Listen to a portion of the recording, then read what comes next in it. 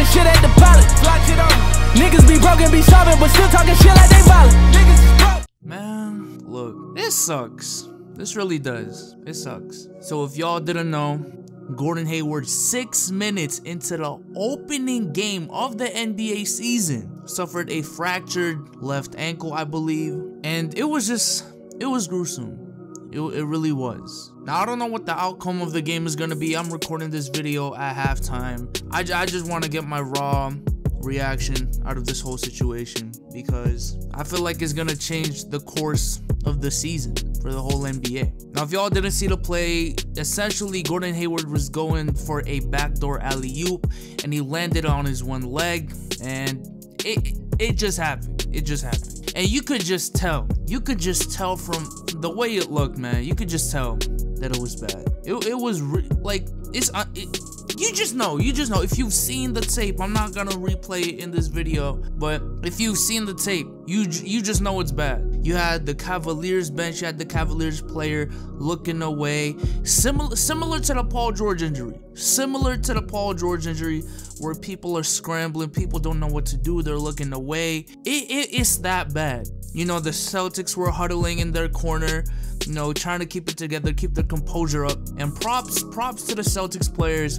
for really staying through and staying together through that time. And it just sucks. It just sucks because even if I wasn't a Celtics fan, let's be real here, we were all looking forward to seeing Kyrie and Gordon Hayward and how they match up against the Cleveland Cavaliers. Whether it be good or bad, we wanted to see a healthy Celtics team go up against a healthy Cavs team to see who's better or who's, you know, if the Celtics are getting closer to the Cavs level. The perfect season for the NBA fan is a season without any what ifs. We all want to know who's really the best team, who's really the best players, who has the most skill, who should have actually won. And while the Cleveland Cavaliers were favorites to come out of the East, and they still are, obviously, their chances are higher now more than ever. It just sucks that one of their competitors, one of their only competitors in the Eastern Conference, just got depleted from being a first seed contender, having the 3rd best odds to win a championship according to like ESPN and a lot of sources,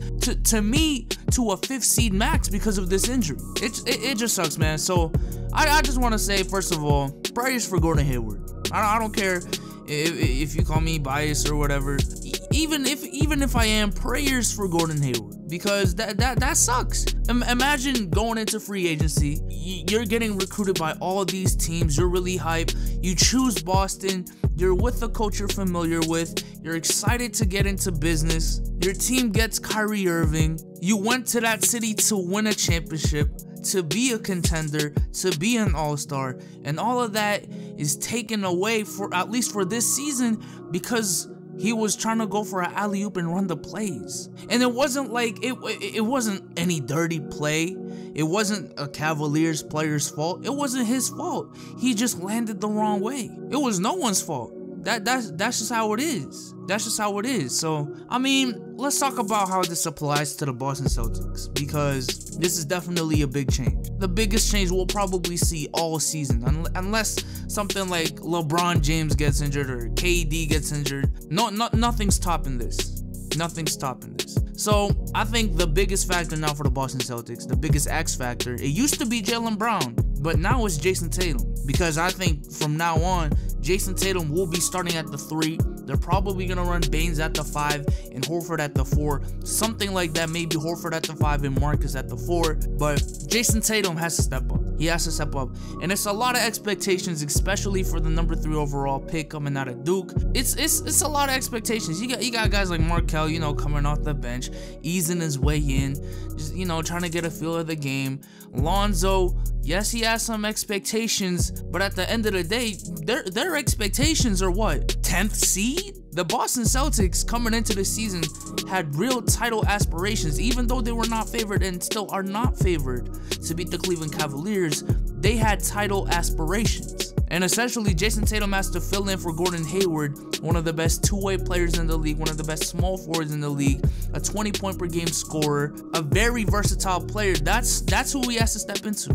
and it's gonna be an extremely hard load for the rookie, and hopefully he can handle it. But even if he does, even if he handles it well, it's still not better than having Gordon Hayward and Jason Tatum. And I know the East is weak, I know it is, but when you got the Cleveland Cavaliers and their team, the Wizards with Beal and Wall, the Raptors with Lowry and DeRozan, the Bucks with Giannis and Chris Middleton and Jabari. What the, like, compared to those teams, what do the Celtics have in terms of star power? Kyrie Irving and Al Horford? I'm sorry, but last year that would have cut it, but this year, I don't know. I don't know. It won't.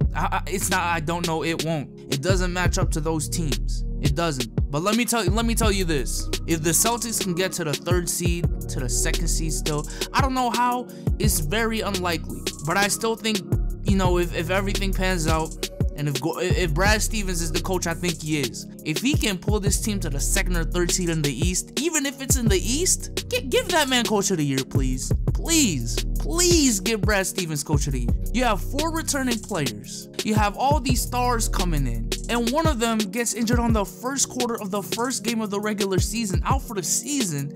And if he can pull off the 2nd or 3rd seed, give that man the coach of the year, please. Please. And also Kyrie Irving. Let me talk about Kyrie Irving real quick. Look, leadership, that has to be his main priority right now. He can't just be a guy that gets buckets. You know what I mean? He can't. He has to be a guy that can lead this team, that can set an example for the young guys, especially for the young guys.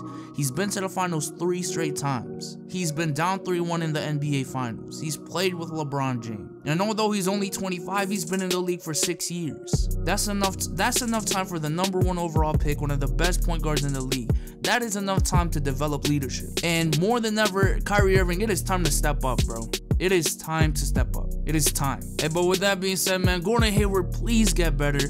You know what? I was really hype about this season. I was really hype about this day. You know, opening day, Cavs, Celtics, Kyrie coming back. All the storylines, I was so hyped, but now it just changed because of this. It just changed because of this. And now my hopes for the season are kind of gone. They're kind of gone. Like, no more am I thinking Eastern Conference Finals, possibly pushing the Cavs to 7 games.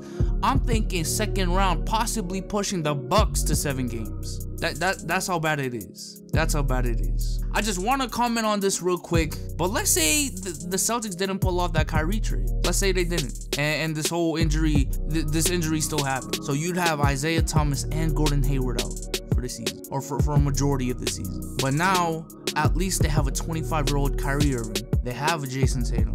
They have a Jaylen Brown. And I know this is not like a 5-year injury or a career-ending injury, but again, it's better to have a younger player like Kyrie Irving instead of a 29-year-old, 30-year-old rehabbing star in Isaiah Thomas in a case like this. So I think that trade right now is showing its worth. It's showing its worth. But with that being said, man, if you have a heart, leave a like on this video, man.